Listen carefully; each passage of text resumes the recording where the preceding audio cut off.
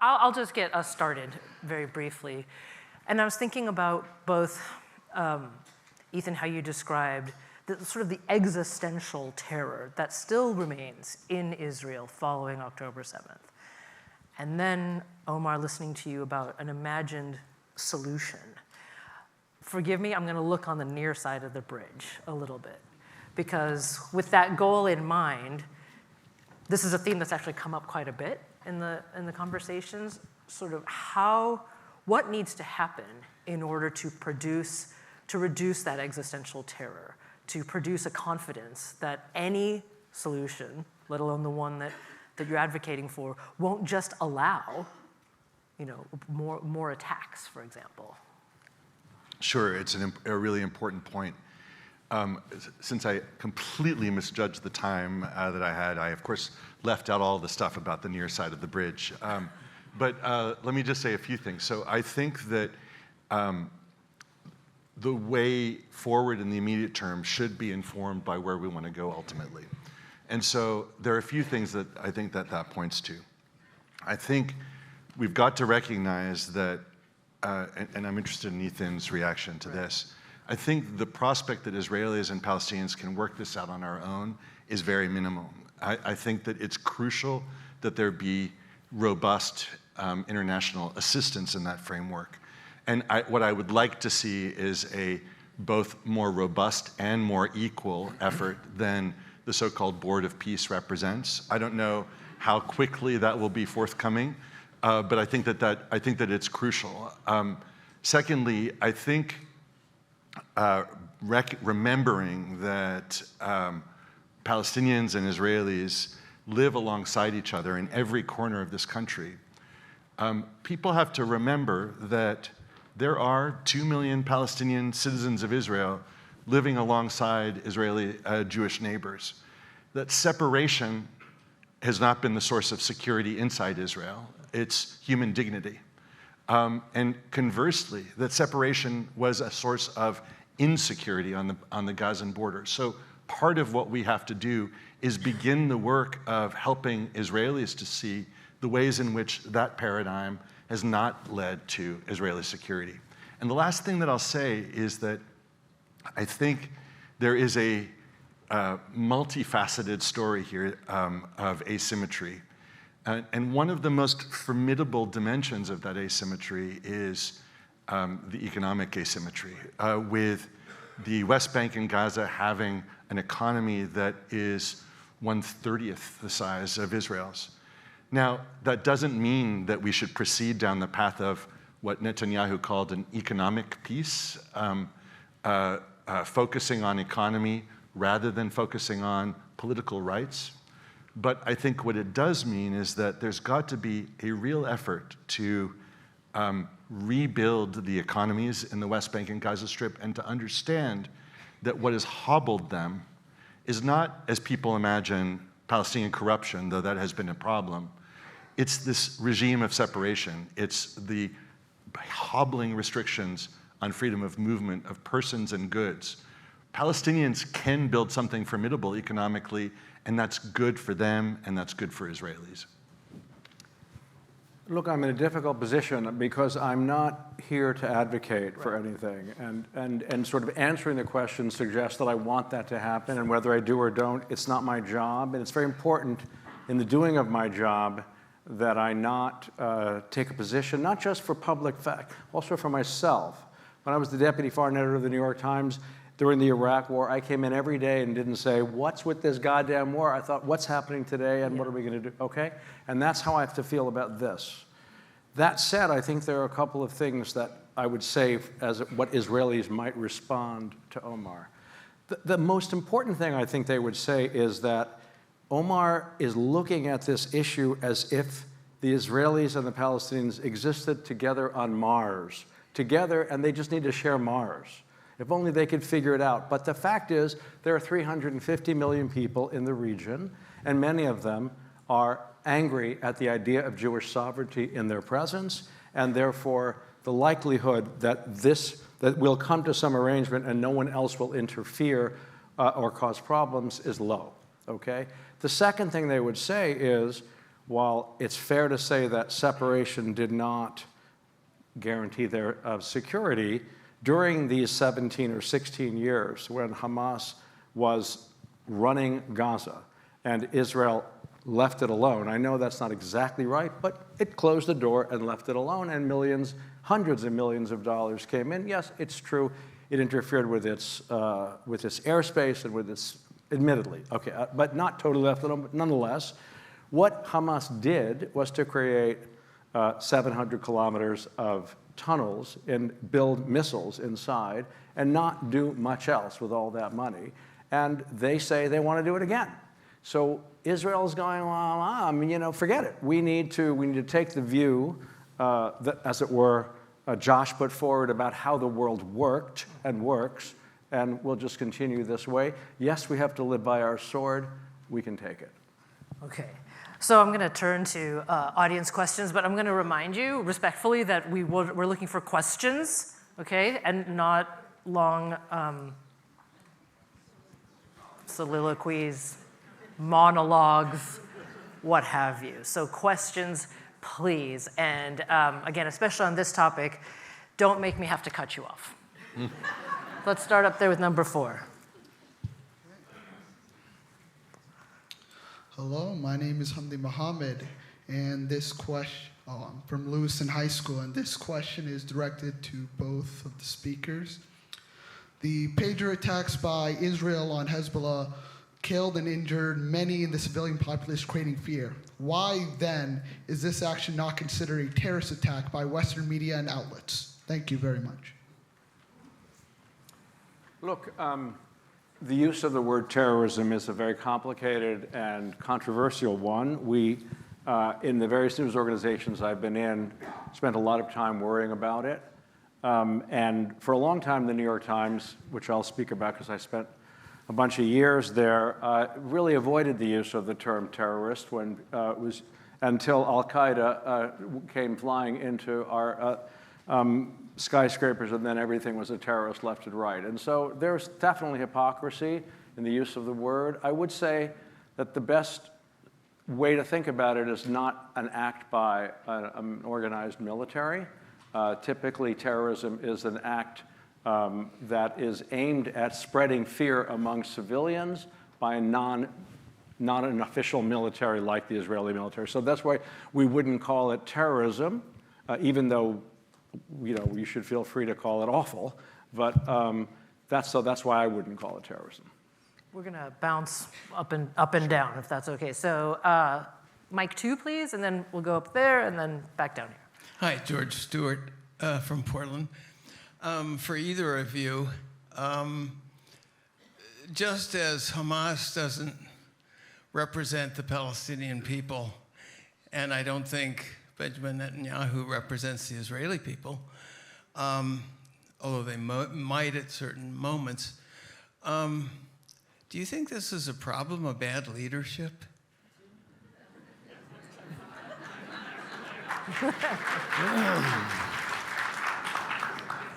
I'm going to give a bit of a complicated answer to that.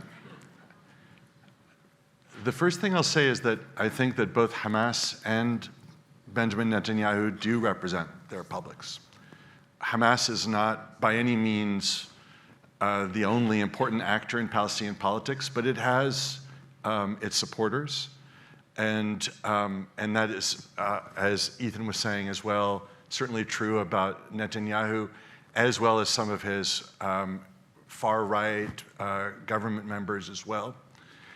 I think that the reality is that politicians in both Israel and Palestine opportunistically take advantage of a set of fears and resentments and past traumas that both populations experience. When I look at Hamas and the support of Hamas in the Palestinian population, and if you look at the polls that just came out in January of this year, there is still significant population support for Hamas among Palestinians, primarily more in the West Bank than in the Gaza Strip, in part because the Palestinians in Gaza have experienced it firsthand. But for them, it's a reaction to their broader disempowerment, and a reflection of their continuing rage. And I will say about Palestinians that I think, while I would have loved to see far better leadership over these last number of years, we have had weak leaders, in part because some of our stronger leaders were eliminated by Israeli strikes over our history. But I think that as important as leadership is, we have to create an enabling environment in which leaders can succeed. And what that means is that on the Palestinian side, at least, we need to ensure that Palestinian leaders aren't faced with an impossible choice of, aren't told, maintain security while also abiding provocative acts by Israel, like settlement construction and a range of forms of violence. And so we've got to create the space for the right kind of leadership. Do you want to also take a shot at it? Actually, I think Omar spoke beautifully. And fundamentally agree. It's important that the premise of the question, I think, is off. I think, in fact, one of the points I tried to make is that at the moment, they do represent their populations. Could you have a stronger leadership, a leadership that would lead the societies in a direction that the people in this room would like? Perhaps. But I think one of the biggest challenges for all of us, as you listen to the very, very difficult stories about all of these countries in the Middle East, there is not a decent state in the Middle East, not one with transparency, democracy, human rights. There is not one. So why would this one suddenly become one? That's what the question. And do they actually want it? Do that what most people want, or do they want a sense of tribal belonging and strength that they're provided by leaders that you don't like? We'll go up to there to mic 3, please. Gabriel Dos Reis, University of Maine. Mr. Bronner, you ended your segment by saying you have to rush back to Israel before the war starts tomorrow. Is Israel planning on starting another war with Iran this week, and with the support of the U.S. Armada in the region? So I didn't say that the war was going to start tomorrow. I just needed to get back as soon as possible in case it starts soon. And I don't know whether Israel is going to start it. I think we're all assuming that if it starts, it will be by the United States against Iran, which will then take out its anger on Israel partly, and I need to be there to cover that story. We'll drop back down here to mic number 1. Kevin Lipson from Port Clyde and from Tel Aviv. One of the underlying premises, Professor Dajani, particularly of your remarks, is that this is really a territorial dispute, a real estate issue. And in view of what you both have said about the support among Palestinians for Hamas, and for those who haven't read Article 7 of the Hamas Charter, and the pledge to repeat October 7th again and again, I'm wondering how you square the circle of arguing that this is really a matter of sharing territory, or is it a matter of one party on the short side of the bridge not wanting to live with Jews? So I think that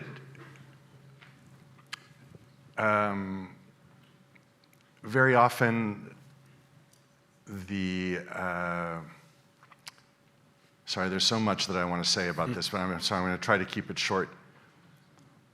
Let's start with the reality on the ground.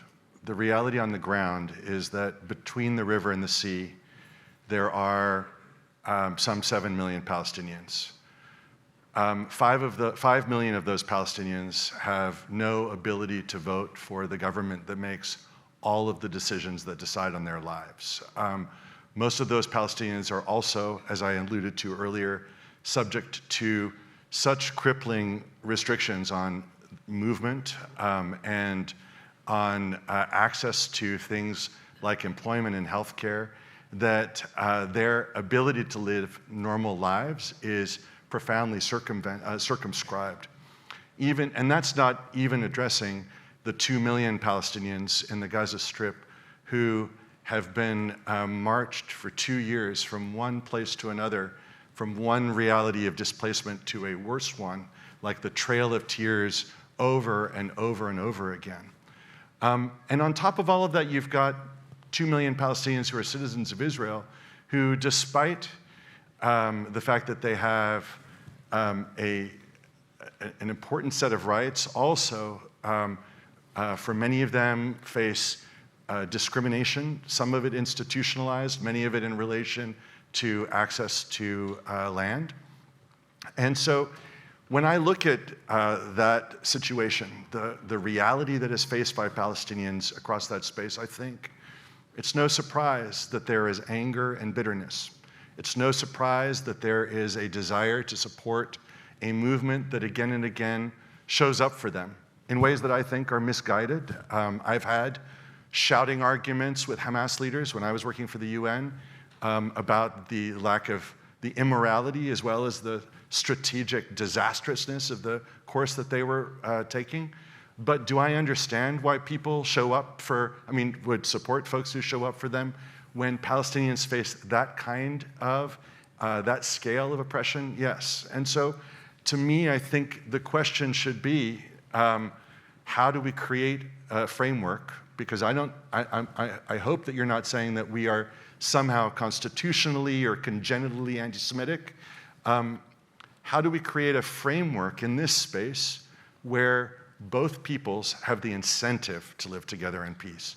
And that's what we're aiming to do, and something that I sit down almost every week, a couple of times a week, with Israeli Jews to try to work through, and not just at the level of abstraction, but thinking in practical detail about how we create a different reality. That, to my mind, feels like the more worthy enterprise than casting aspersions on Palestinians. Can I just follow up with that briefly?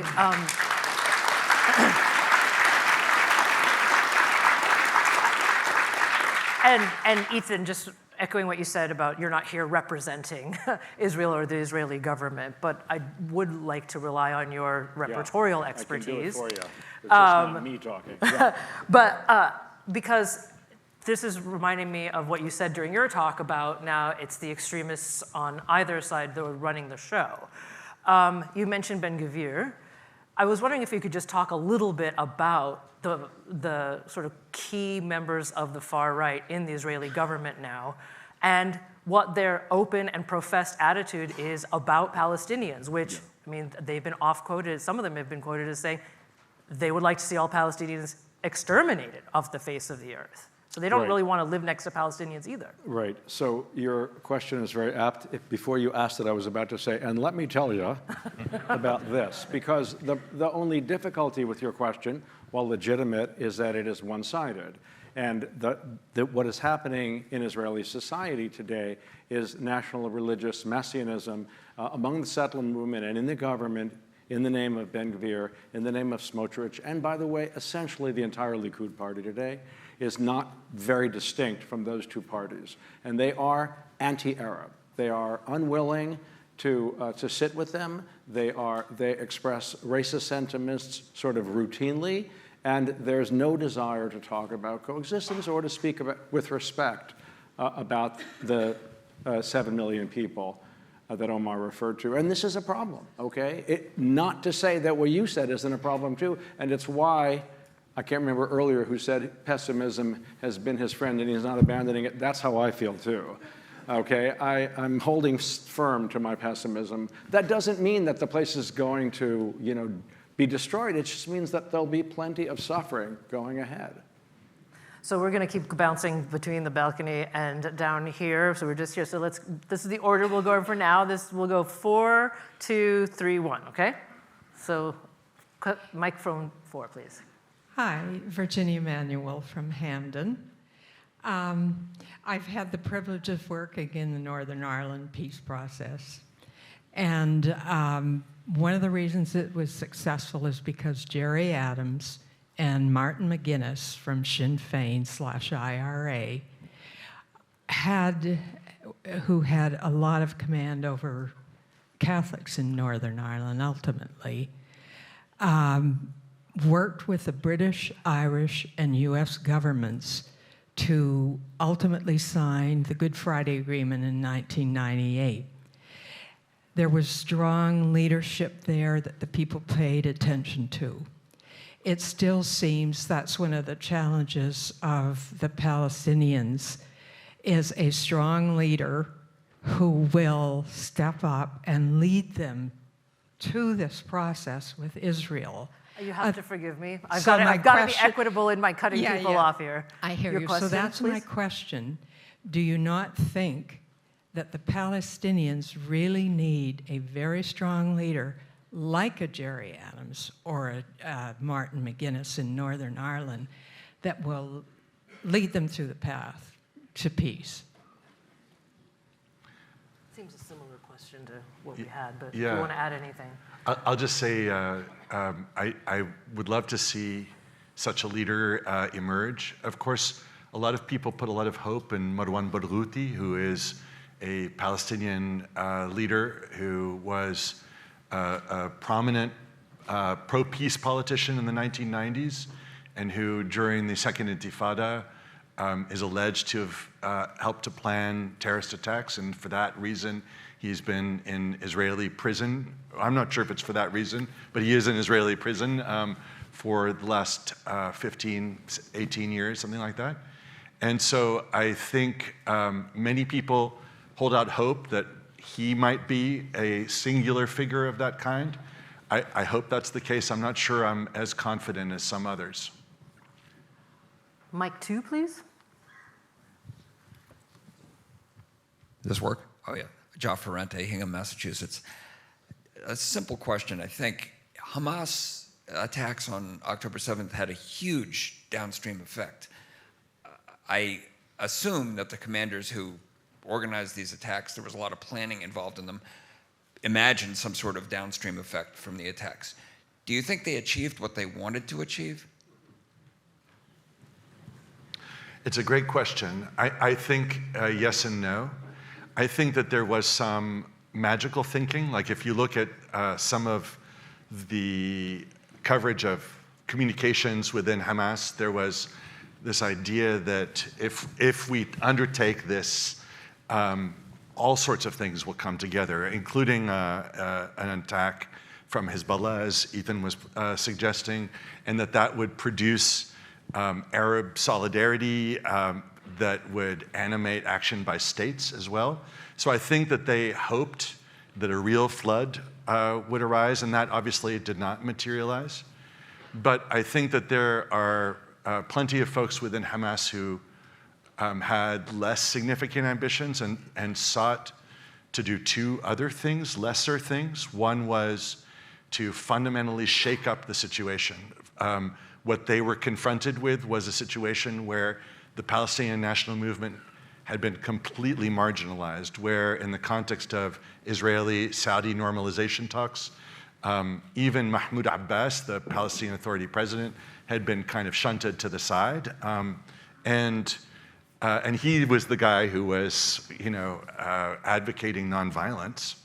And so there was a sense, we've got to shake up the situation or we're going to be trapped forever. And there was a desire to try to build solidarity networks globally around criticizing the fundamentals around Israel's creation and the Zionist enterprise. And I think that they would say that that has been more of a success. I'm actually going to go here to the screen for a moment. There's a question from Briar Chapin. With regional actors weakened and Israel having seized territory for security before, do you think Israel has larger territorial ambitions it may pursue in the near future? I don't think so, but I'm not certain. Okay, I think that even its hold of these outposts in Lebanon is viewed as a purely security matter, not ambition for territory. Now, these things start to blend because they hold on to part of Syria for security reasons, but they're holding on to it. So when we say beyond where they are now, I don't think they're going to, go into Egypt or Iraq or something. So broadly, I would say no. But given the defense doctrine that they've started to implement, which is that to protect ourselves, we need to be beyond our borders, for example, whatever happens, even if Jared Kushner's dream comes true, and there really is a beautiful city on the hill in Gaza, Israel is going to hold on to a perimeter of up to 1 kilometer that it didn't have before. So in that sense, Breyer Chapin has a point. I promised to go up here. Do we have a question up here? Thank you. Yes, hello. Is this working? Okay, good. My name is Isabella. I'm with the University of Maine's SVIA program, and we've heard a lot today about the conflicts and viewpoints of the many regimes and states in the Middle East and the generational struggles and traumas. Thus, Mr. Bronner, do you feel the Israeli perspective justifies the genocide Palestinians are facing and the struggles they've been facing long before the conflict came to the limelight? And does a state feeling so threatened justify their colonialism, extremism, and the murder of an estimated 72,000 people? Furthermore, as a hypothetical, had this level of violence been taken by any state other than the region, other than Israel, possessing similar feelings, would it be? Which part is your question? Give me a second. I'm right Well, here. actually, I can't give you a second. I have to be equal in asking for the question. Had this level of violence been taken by any state in the region other than Israel, possessing similar fears, would it be so justifiable? Well, I'm not in the justified or unjustified game. That's for an opinion columnist. You can ask him. No, it's just not what I do. I mean, I'm not in the business of telling you whether something is good or bad. I'm just trying to describe what happens. So I can't help you. Omar, do you mind if I ask you a question? No, please. Because by default, these conversations are about analysis, right? They are about theory. But we have mentioned this number of 72,000. And I'm actually going to ask you about Hamas. We have heard that some high-level members of Hamas say that it's on the blood of martyrs, which, and you can correct me if I'm wrong, because I could be, that Hamas would advance its cause. I guess what I'm wondering is, in terms of Hamas's goals, how could they be so stupid as to not presume that Israel wouldn't come down on Gaza the way they did? Or if they did presume that, then were they knowingly welcoming the deaths of tens of thousands of Palestinians? I think that their calculation. By the way, this is not to absolve the fact that these Palestinians are dead or that Israel has made choices that have led to the deaths of 72,000 people. But sure. In thinking, leadership has been asked about several times here. So, I think that their calculation was informed by what life was like on October 6th, right? And so, again, facing a situation in which the Palestinian national movement had not only received very little support in the international space, but in which Palestinians increasingly found themselves faced with no opportunities. No options. So you advocate nonviolent boycott, divestment, and sanctions, and you have across some 35 states in the United States legislation that literally criminalizes in some situations and creates burdens otherwise. You advocate nonviolent protests in the West Bank. The IDF comes and forcibly breaks them apart. They would say, we look at Fatah and their enterprise of negotiating peace with the Israelis. It yielded not only no peace, but further disintegration of the little territorial space that Palestinians had hoped to build a state on. And so in these contexts, I think that they would say, show us a context where national liberation was achieved without blood. Show us. Was it in your republic in the United States? Is that how you did it? Was it in Algeria? Look at the Kurds, they say. How did the Kurds manage with the success that they have had in Iraq and some years ago with Syria at actually creating a measure of autonomy by making themselves effective military actors in their space? And so I think that their calculation was to say, listen, we've got to do it. And I'm sure, because my first reaction when I started to hear the news on October 7th was, God's protect what's going to happen to the Gaza Strip. And I realized that for Jews, that's not a very charitable thing for me to have been my first reaction. But I admit that it was. And so if I knew it was coming, they certainly did. But I think that they also probably said, what are our alternatives? I just want to take slight issue because I think that this implies that Hamas leaders were sitting around kind of thinking, well, maybe we can do this, maybe we can do that. That is not the impression I have. The impression I have is that Hamas, from the beginning of its existence, has believed in the need to destroy the state of Israel and has sought to make that happen. It hasn't said, well, we tried this, we tried that, how can we coexist? In their charter, as was mentioned, I mean, it was adjusted slightly, but it is a very vicious anti-Semitic charter, talking about killing Jews, quoting the Quran on that score. And so it is a very extreme organization. I do think the latter part of what you said is true, and because they've said it out loud. What national liberation movement succeeded without blood? That's the story. Right. Yeah. Before I get to number one, just let me follow up with you on that. Because it's interesting, the Northern Ireland example,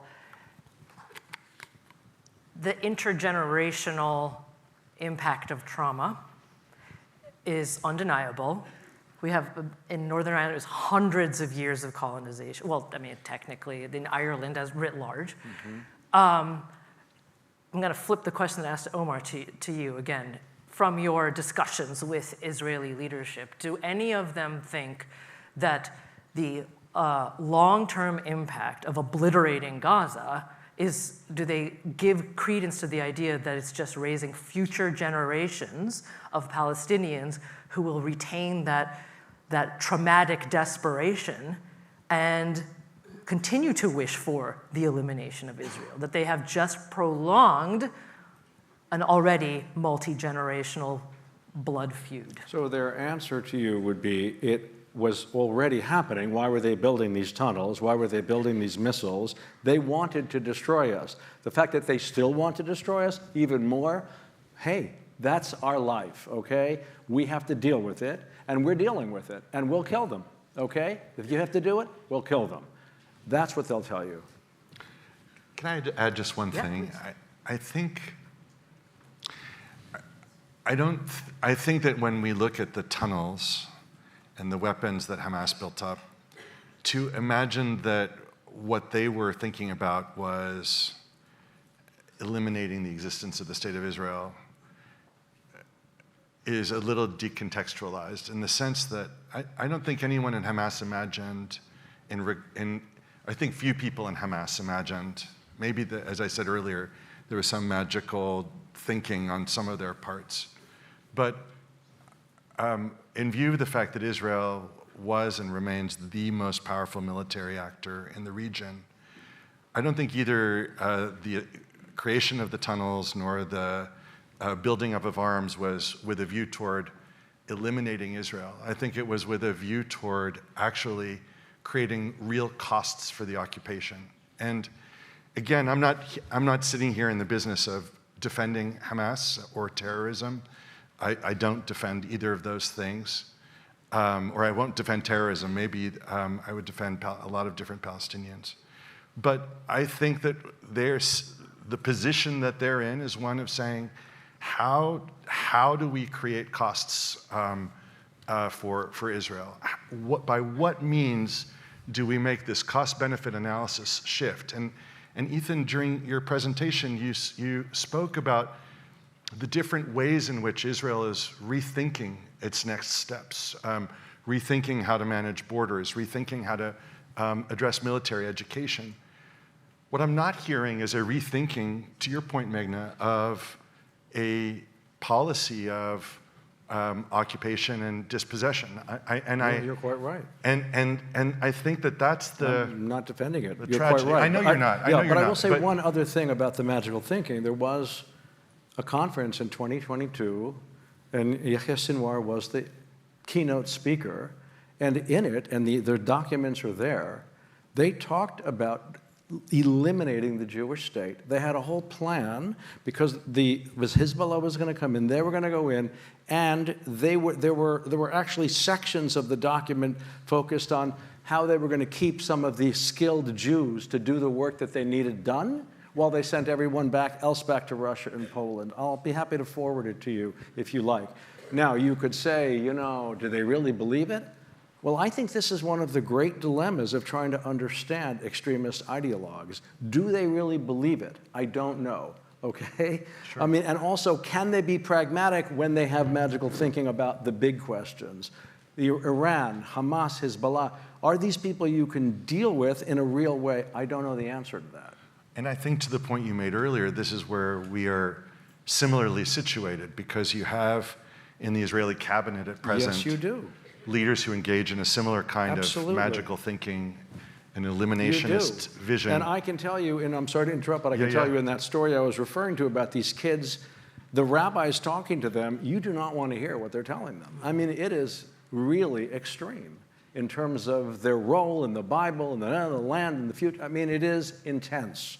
And these are people with serious influence. So that's my point. Both societies are engaged in deeply religious-based thinking. And I think as we, as a group try to understand why is the Middle East, why can't it become like Latin America or Europe, and sort of, okay, they don't like each other, but why do they have to kill each other all day long? Something about the fact that the God story of Islam and Judaism is under their feet, I think, is playing a big role, and it's just getting more so. Did you want to finish your thought? Are there other questions, or are we finishing up? I think. I'm sorry, I didn't mean to interrupt. No. I think what we'll do, and I apologize to everyone for going over time, but after you wrap up, we will take one more because, go ahead. Well, I was just going to say that I think that when I look at Hamas, what I see is a large movement with a range of different players. I know from my own interactions and from Israelis who have relationships with people in Hamas, that you have competing views. It's plural, like so many entities. You're right. Competing views about how to proceed. And which of those views will prevail will depend to some extent on, they're not crazies. Like, people will be like, oh, they're crazies. They're not. They're in an incredibly, impossibly difficult situation. If you are living your life in tunnels, that's already a hard starting point. They are thinking, okay, what can work? And to me, the magical thinking won't prevail when you've got really viable alternative attitudes in place, and that's where I think our challenge needs to be. All right, last one, and I will promise Mike one here. Okay. My name is Mike Flanagan. I live in Thomaston, and I'm a retired United States Navy captain. Yesterday, I talked to a guy named Don Pagler and another guy named Alan Easton, and they were both survivors of the Liberty. My question for you, do you think that what's going on in Washington right now, Marjorie Taylor Greene, you had the former Miss California in Trump's religious crowd, they were going to talk anti-Semitism. She showed up with a Palestinian flag and stood her ground. I'm one of those guys that's conservative, but I'm not going to go for what's going on. There's a movement within the United States military, and I can see it within the kids. This bullshit's got to stop. Really, we're Americans.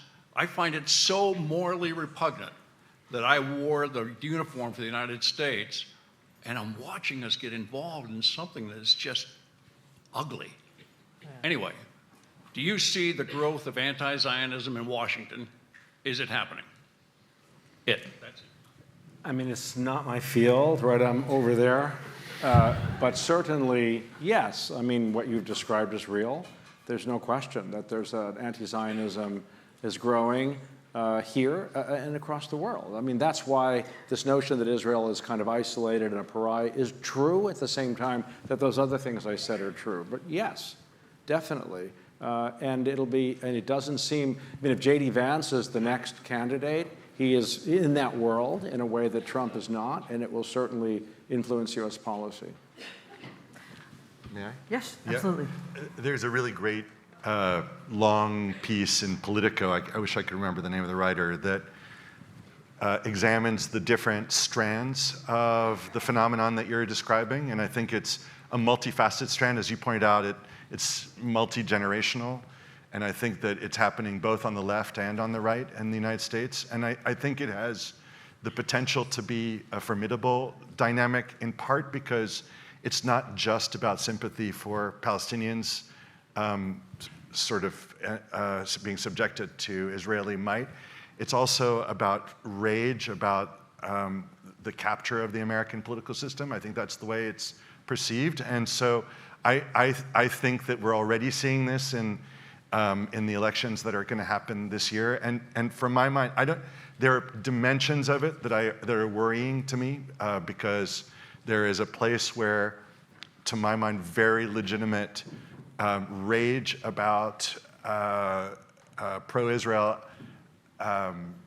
interests, influence on the United States is veering into very worrying expressions of anti-Semitism. And I feel like this is a moment for us to right the ship, not by squashing that, but by engaging it seriously.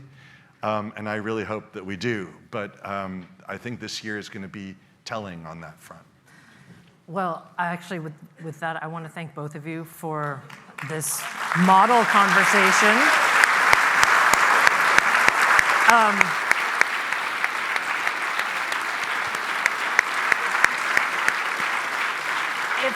If nothing else, the mutual respect and dignity demonstrated here, that's what gives me hope. How's that? So tomorrow, we're going to have our final day here. Going to kick off at 9 o'clock. Don't forget your badges, and have a great evening.